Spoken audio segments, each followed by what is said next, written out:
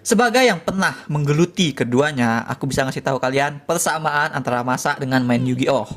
Yaitu meskipun kita sudah tahu resepnya, tapi belum tentu kita bisa menang ataupun masakan kita rasanya enak. Kita tetap harus mampu dulu mengolah bahan-bahannya. Kita harus paham dulu bahan-bahannya. Kalau main Yu-Gi-Oh ada resep deck, kita harus tahu dulu efek-efek kartunya apa, combo-kombonya apa. Kalau masak, kita harus ngerti dulu properti bahan-bahannya itu apa. Kalau bumbu A dicampurin begini dimasak, hasilnya seperti apa gitu. Maka itu berarti kita harus punya koneksi dengan bahan-bahan tersebut. Nah, proses memahami sehingga terjadi koneksi itulah yang dibentuk jadi journey karakter dalam Rahasia Rasa, karya terbaru Hanung Bramantyo. Karena ternyata film ini bukan cuma tentang masak-masak. Film ini at heart adalah drama karakter yang mangkir dari heritage atau jati dirinya. Tapi ini juga adalah cerita yang punya cita rasa action dan bumbu sejarah politik. Inspirasinya ternyata adalah buku resep masakan Mustika Rasa, buku nyata yang berisi dokumentasi lebih dari 1.600 resep Nusantara yang diprakarsai oleh Presiden Soekarno. Serius, ini ternyata bukunya nyata. Aku bahkan baru tahu buku itu ternyata beneran ada di sejarah setelah menonton film ini.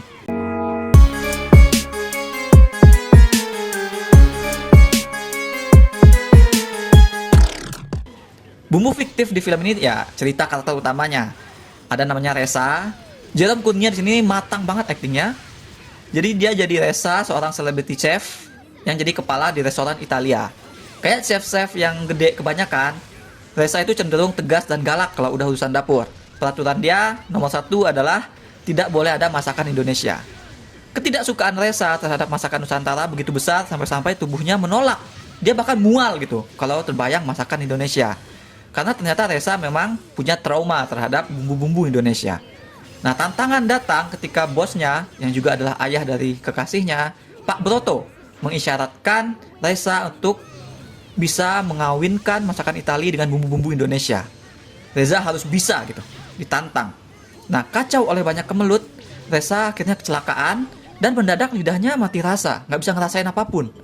Ini membuat Reza harus kembali ke tempat masa kecilnya untuk menyembuhkan diri. Tempat masa kecilnya itu adalah tempat yang sengaja dia lupakan karena merupakan awal dari trauma dia. Tempat yang sekian lama sudah menunggunya dengan sejuta rahasia dan cinta yang kini sudah keburu dingin. Dan for some reason, tempat itu akan jadi tempat perebutan harta karun berupa lembar-lembar resep rahasia Mustika Rasa yang tadi disebut. Aku terutama kagum sama ide ceritanya. Waktu ikut kelas nulis skenario dulu, kelasku kebagian tugas bikin cerita tentang masakan Nusantara. Dan sebagian besar ide yang muncul memang adalah tentang resep rahasia ataupun tentang klub masakan underground gitu. Namun nggak ada satupun yang kepikiran untuk ngaitin ceritanya ke resep masakan Soekarno ataupun ke kejadian saat pemberontakan PKI. Makanya aku takjub begitu ngelihat film ini. Buset, kepikiran banget si Hanung bikin begini gitu.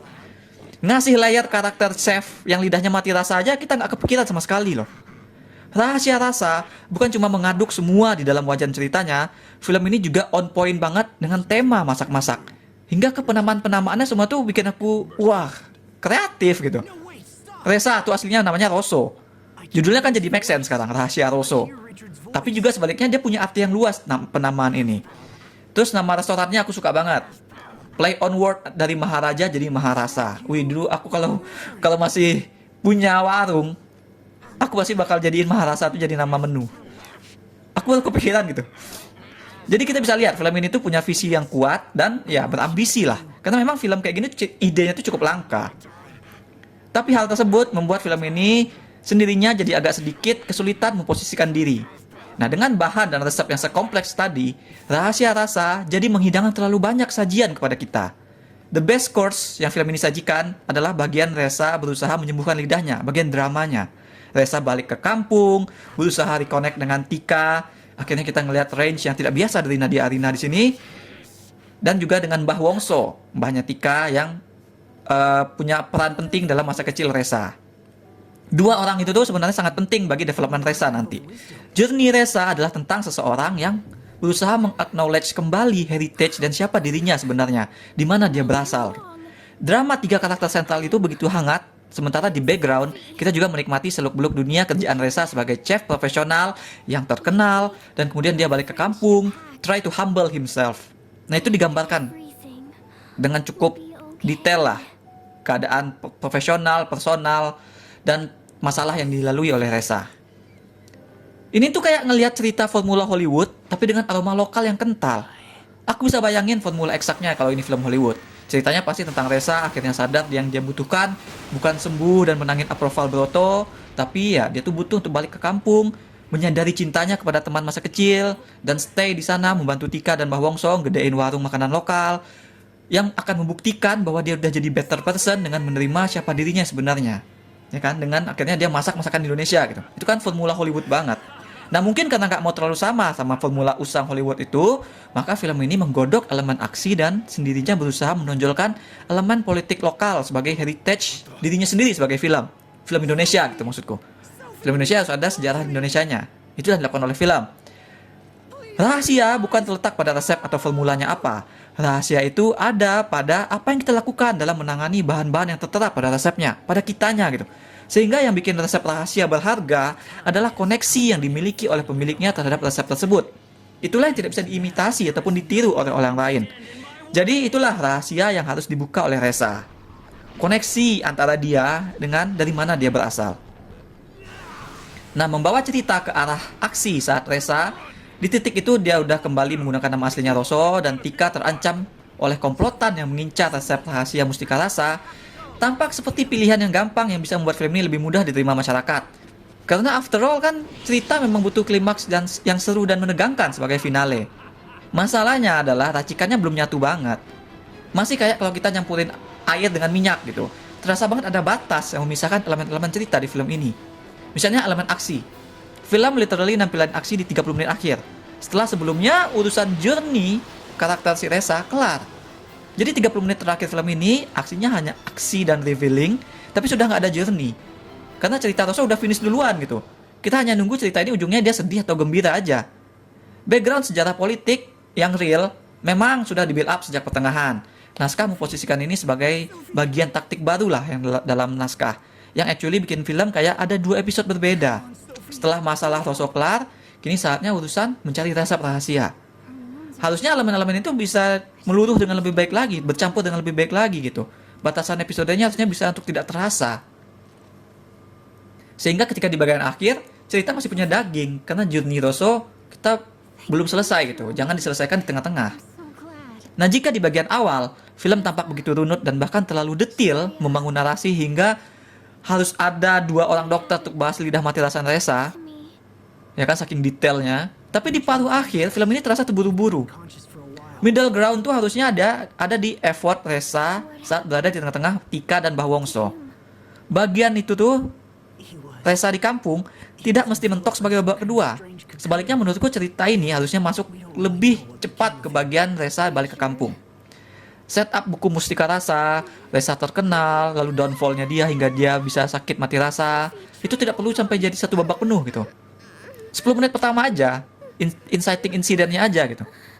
Cerita butuh waktu lebih banyak Reza di kampung, sehingga persoalan mati rasa dia, Pak Broto, Mustika Rasa, serta kaitan heritage-nya dengan semua itu, bisa dibangun dengan lebih free, seiring Reza berkonfrontasi dengan tempat yang dia sempat tinggalkan karena trauma. Memang dengan begitu bakal jadi kayak formula Hollywood tadi, tapi as long as ujung-ujungnya bukan kompetisi atau challenge masak yang predictable, film ini masih akan dapat terasa original karena urusan sejarah politik tadi.